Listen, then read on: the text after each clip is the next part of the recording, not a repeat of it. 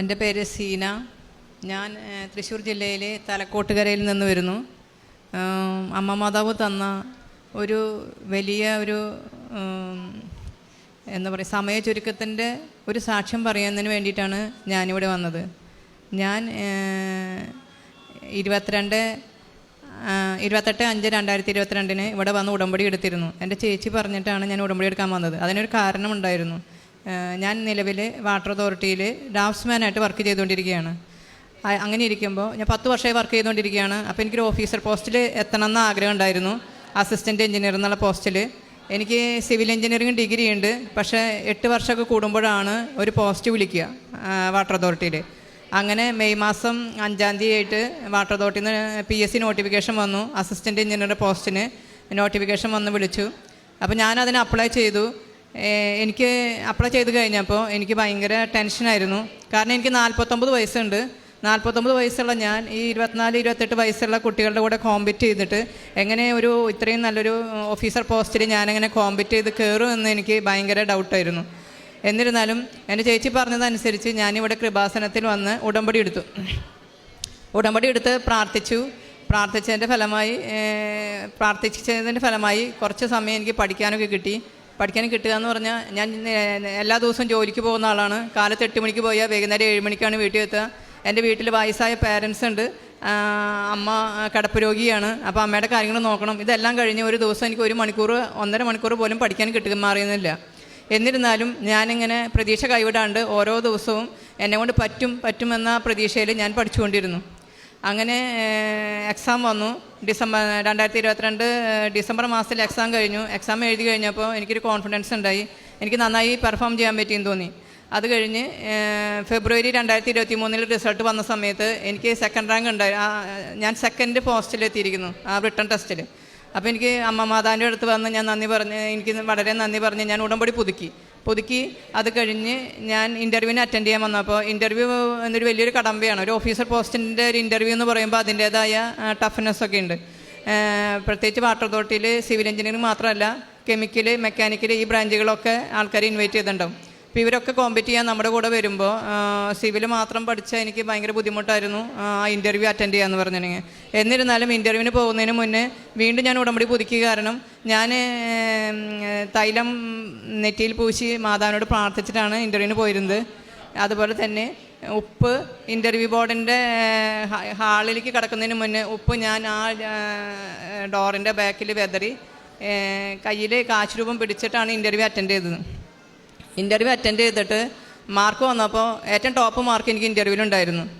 അത് കഴിഞ്ഞ് written ടെസ്റ്റിൻ്റെയും ഇൻ്റർവ്യൂവിൻ്റെയും mark കൂട്ടിയിട്ടാണ് റാങ്ക് ലിസ്റ്റ് ഇടുക.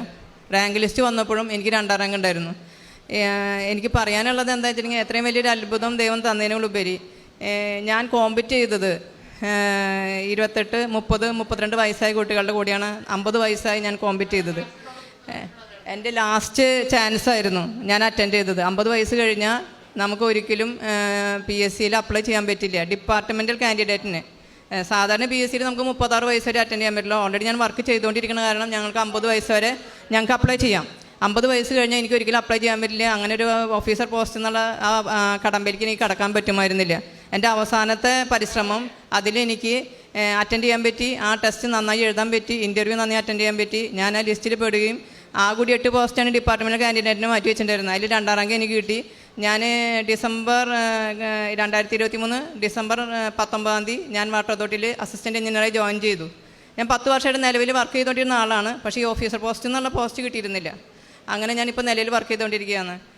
ഈ പോസ്റ്റ് 50 വയസ്സ് കഴിഞ്ഞെങ്കിൽ എനിക്ക് ഒരിക്കലും എഴുതാൻ പറ്റാത്ത പോസ്റ്റാണ്. അത് 49ാമത്തെ വയസ്സിൽ ആ നോട്ടിഫിക്കേഷൻ വരികയും മാതാവ് എന്നെ കൊണ്ട് അത് എഴുതിപ്പിക്കുകയും ചെയ്തു. 2ാമത്തെ കേസ്, ഇനി ഇതിനു വേണ്ടി ഞാൻ ചിലവാക്കിയ സമയങ്ങളെന്ന് പറയുന്നത് വളരെ കുറച്ച് സമയം മാത്രമേ എനിക്ക് സ്പെൻഡ് ചെയ്യാൻ പറ്റിയിരുന്നുള്ളൂ. പക്ഷേ ഉള്ള സമയത്ത് മുഴുവൻ ഞാൻ പ്രാർത്ഥനയ്ക്ക് വേണ്ടിയിട്ടും പഠിപ്പിന് വേണ്ടിയിട്ടും ഒക്കെ ഞാൻ ഡിവൈഡ് ചെയ്ത് സമയം കണ്ടെത്താൻ എനിക്ക് പറ്റി. വീട്ടിലെ സാഹചര്യങ്ങളും ഓഫീസ് സാഹചര്യങ്ങളും ഒക്കെ ഉണ്ടായിട്ടും മാതാവിൻ്റെ കൃപ കൊണ്ട് മാത്രമാണ് എനിക്കത് അത്രയും സബ്ജക്റ്റ് കവർ ചെയ്യാനും ആ ഇൻ്റർവ്യൂ നന്നായിട്ട് ചെയ്യാനും പറ്റിയത്. അമ്മ മാതാവിൻ്റെ ഒരു അനുഗ്രഹം കൊണ്ട് മാത്രമാണ് എനിക്ക് ഇന്ന് ആ പോസ്റ്റിൽ ഇരിക്കാൻ കഴിഞ്ഞത്.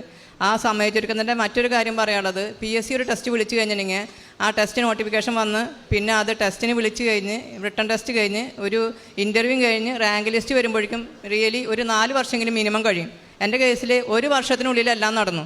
കാരണം എൻ്റെ എക്സാം നടന്നത് ഡിസംബർ 2022 പക്ഷേ എൻ്റെ അപ്പോയിൻമെൻറ്റ് കിട്ടിയത് ഡിസംബർ 2024 ഫസ്റ്റ് വീക്കിൽ വന്നു. അതായത് 1 വർഷം എത്തുന്നതിന് മുന്നേ തന്നെ ഞങ്ങളുടെ റിട്ടേൺ ടെസ്റ്റ്, ഇൻ്റർവ്യൂവും റാങ്ക് ലിസ്റ്റും വന്നു. അത്രയും ഫാസ്റ്റായിട്ട് 3 വർഷം 4 വർഷം കൊണ്ട് സംഭവിക്കാവുന്ന ഒരു കാര്യം മാതാവ് 1 വർഷം കൊണ്ട് 1 വർഷത്തിനുള്ളിൽ അത് ചെയ്തു തന്ന്, സമയം ചുരുക്കം, അതായത് 3-4 വർഷം എടുക്കുന്ന കാര്യം ഒരു 11 മാസം കൊണ്ട് അത് ചെയ്തു തന്ന്, അത് അത്രയും ലഘൂകരിച്ച് തരിക. അത്രയും വലിയൊരു കാലയളവിനെ ലഘൂകരിച്ച് 50 വയസ്സിനുള്ളിൽ 50ാമത്തെ വയസ്സിൽ ടെസ്റ്റ് എഴുതുന്നു, 50ാമത്തെ വയസ്സിലാണ് ഞാൻ ആ ജോലിയിൽ കയറുക. അതായത് 1 വർഷത്തിനുള്ളിൽ തന്നെ ടെസ്റ്റ് എഴുതിനും ഇൻ്റർവ്യൂ കഴിയലും റാങ്ക് ലിസ്റ്റ് വരലും ജോലിയിൽ കയറലും കഴിഞ്ഞു. അത് എനിക്ക് തോന്നുന്നത് വളരെ അപൂർവമായിട്ടാണ് PSCയിൽ തന്നെ സംഭവിക്കാറുള്ളൂ എന്നാണ് എനിക്ക് തോന്നുന്നത്.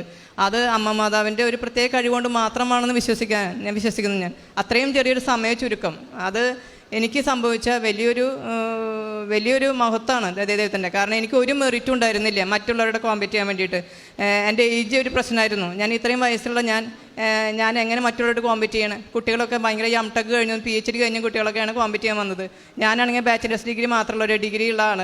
അപ്പോൾ അവരൊക്കെ കോമ്പറ്റ് ചെയ്തിട്ടും എനിക്ക് ഇത്രയും നല്ല റാങ്ക് കിട്ടാനും ആ ജോലിയിൽ കയറാനും തന്നത് മാതാവിൻ്റെ ഒരു പ്രത്യേക അനുഗ്രഹം ഉണ്ടായിരുന്നതുകൊണ്ട് മാത്രമാണ്.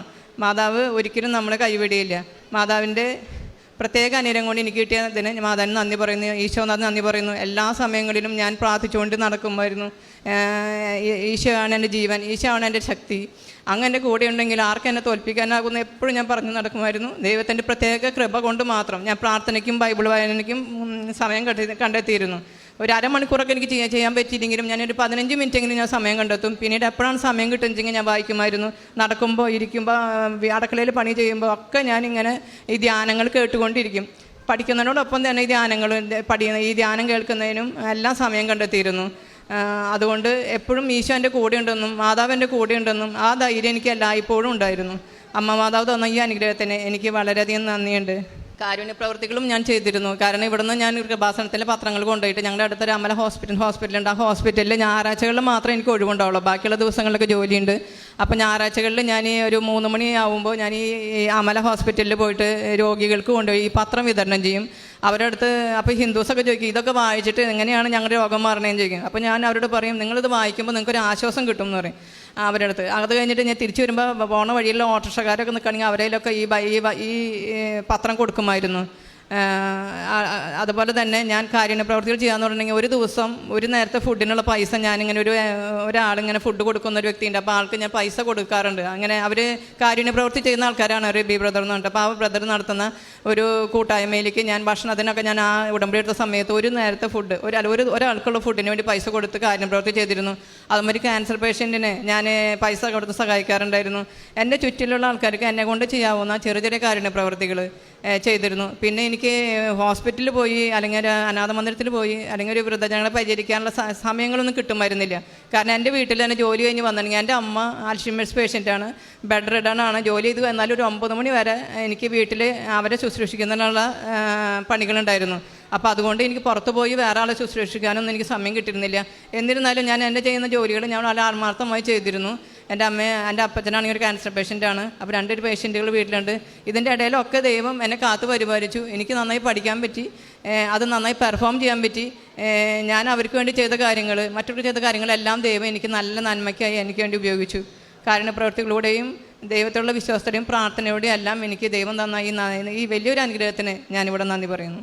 പരിശുദ്ധ അമ്മയുടെ മധ്യസ്ഥതയിൽ ലഭിച്ച ഈ അനുഭവത്തിൽ, ഈ സാക്ഷ്യത്തിൽ തന്നെയും എന്താണ് തൻ്റെ നിയോഗത്തിൽ വന്നിട്ടുള്ള ഉടമ്പടിയിലെ ഘടകമെന്ന് പറഞ്ഞു തന്നെയാണ് സാക്ഷ്യപ്പെടുത്തിയത്. ഒന്നാമത്തെ കാര്യം പറഞ്ഞത് ഉടമ്പടിയുടെ ഏറ്റവും പ്രധാനപ്പെട്ട ഘടകമെന്നത് ഉടമ്പടി വർക്കൗട്ട് ചെയ്യുന്നത് നമ്മുടെ കഴിവിനല്ല, ദൈവത്തിൻ്റെ കൃപയിലെന്നുള്ളതാണ്. അപ്പം നമ്മുടെ മെറിറ്റ് ഇപ്പം അത് അവസാനവും പിന്നീട്, കാരണം അതൊരു ബോധ്യത്തിൽ നിന്ന് സംസാരിക്കുന്നതുകൊണ്ടാണ് വീണ്ടും ആവർത്തിച്ച് പറഞ്ഞത്. എൻ്റെ ഏജിൻ്റെ ഒരു മെറിറ്റ് കുറവുണ്ട്. കൂടെ കോമ്പീറ്റ് ചെയ്യുന്ന ആൾക്കാരൊക്കെയും വളരെ ചെറുപ്പമായിട്ട് പഠിച്ച് ആ ഒരു ഇതിൽ നിൽക്കുന്നവർ. വീട്ടിലെ സാഹചര്യവും അവസാനം പറയുമ്പോൾ നമുക്കത് വ്യക്തവും കുറച്ചും കൂടെ ക്ലിയർ ആകുകയും ചെയ്യും. വീട്ടിലെ സാഹചര്യവും ഒക്കെ അത്രയും പഠനത്തിന് ഫേവറബിൾ അല്ല. പക്ഷേ അതിനേക്കാളും അപ്പുറം ഒരു വിശ്വാസത്തിലാണ് ഇപ്പം പറയുന്നത്. പഠിക്കുന്ന സമയത്തും പ്രാർത്ഥനയും കൂടുതലും മുറുകെ പിടിച്ചെന്നുള്ളത് ലഭിക്കുന്ന ഒരു ദിവസം ഒരു ഓഫാണെങ്കിലും അവിടെ ആ സമയവും കൂടുതൽ ഈ ഉടമ്പടിയിലെ കാര്യങ്ങൾ ചെയ്യാം. അതായത് വിശ്വസ്തയോടെ നിൽക്കുവാനായിട്ട് ശ്രമം ഉണ്ടായിരുന്നു എന്നുള്ള സാക്ഷ്യത്തിൽ നിന്ന് വ്യക്തമായിട്ടുള്ള കാര്യമാണ്. രണ്ടാമത് ടൈം ഷോർട്ടനിങ് എന്നൊരു വലിയൊരു പ്രാർത്ഥനയുടെ ഉടമ്പടിയുടെ വലിയൊരു യുണീക്ക് ഫീച്ചറിനെ കുറിച്ചും പറയുന്നുണ്ട്. അതായത് 1 വർഷത്തിലേറെ നടക്കേണ്ട ഒരു കാര്യം അപൂർവമായിട്ട് നടക്കുന്ന ഈ ഒരു മേഖലയിൽ തൻ്റെ കാര്യത്തിൽ പ്രാർത്ഥനയിലൂടെ പരിശുദ്ധമ്മ നടത്തി എന്നുള്ളതാണ്. ഇപ്പോൾ നമ്മളിവിടെ ഉടമ്പടിയുടെ ക്ലാസ് എടുക്കുമ്പോൾ നമ്മളിതൊക്കെ പറയുമ്പം ഇതൊന്നും നടക്കാത്ത കാര്യം ആണ് എന്ന് കരുതുന്നവരുടെ മുൻപിലാണ് ഇതുപോലുള്ള ഒരുപാട് സാക്ഷ്യം. എല്ലാ സാക്ഷ്യത്തിലും ഇതിലേതെങ്കിലും ഒരു കണിക ഉണ്ടാകുമ്പോഴും ചില സാക്ഷ്യങ്ങൾ അത് പ്രകടമായിട്ട് ഒരുപക്ഷെ ഒരു സമയം അങ്ങോട്ടും ഇങ്ങോട്ടും മാറിപ്പോയാൽ ഒരുപക്ഷെ അങ്ങനൊരു സ്ഥാനമോ ജോലിക്കയറ്റം പോലും ഉണ്ടാകാത്തുള്ള സാഹചര്യമില്ല. ആ ഒരു ബോധ്യത്തിലാണ് സാക്ഷ്യം പറയണതും അവസാനിപ്പിക്കുന്നതും. അപ്പം ഇതുപോലെ ഉടമ്പടിയുടെ വലിയൊരു പരിശുദ്ധ അമ്മയുടെ സാന്നിധ്യത്തിലൂടെയും അല്ലെങ്കിൽ പരിശുദ്ധ അമ്മയുടെ ഭാരലഘുത്വത്തിലൂടെയും, കാരണം ഈ ഒരു കാര്യങ്ങളെല്ലാം വളരെ ലൈറ്റായിട്ട് കൈകാര്യം ചെയ്യാനായിട്ട് പറ്റുക, ദൈവം അതെല്ലാം ക്രമീകരിക്കുക. അപ്പം അത് എങ്ങനെ സാധിച്ചു എന്നുള്ളതിന് ഉത്തരവുണ്ട്. കിട്ടുന്ന സമയമൊക്കെ സുഹൃത ജപം പോലെ വചനം പറഞ്ഞ് പ്രാർത്ഥിച്ചും പരിശുദ്ധ അമ്മയോട് കൂടുതൽ സംസാരിച്ചും ബൈബിൾ വായിച്ചപ്പോൾ അങ്ങനെ ഒരു വിശ്വാസ ജീവിതം വിശുദ്ധിയിൽ ജീവിക്കുമ്പം ഉടമ്പടിയിലായിരിക്കുന്ന ഒരു വ്യക്തിക്ക് അടയാളങ്ങളോടെ സ്ഥിരീകരിക്കപ്പെടുന്നു. അതാണ് ഇതിൻ്റെ ഏറ്റവും വലിയൊരു കാര്യമെന്ന് പറയുന്നത്. വേറെ പ്രത്യേകിച്ച് ഈ മകൾക്ക് ലഭിച്ച സ്ഥാനക്കയറ്റത്തിനും ഒപ്പം ലഭിച്ച മറ്റ് വിശ്വാസത്തിൻ്റെ എല്ലാ ആഴപ്പെടുത്തലിനെയും പ്രതി നമുക്ക് കരങ്ങളടിച്ച് ദൈവത്തിൻ്റെ നാമം മഹത്വപ്പെടുത്തും. ഇനി നിങ്ങൾക്കും സ്വന്തം. ഈ യൂട്യൂബ് ചാനൽ ഇതുവരെ സബ്സ്ക്രൈബ് ചെയ്തിട്ടില്ലെങ്കിൽ ഇപ്പോൾ തന്നെ സബ്സ്ക്രൈബ് ചെയ്യുക. ഈ വീഡിയോ ഇപ്പോൾ തന്നെ നിങ്ങളുടെ സുഹൃത്തുക്കൾക്ക് ഷെയർ ചെയ്തുകൊണ്ട് കർത്താവിന്റെ പ്രേക്ഷിതരാകുക.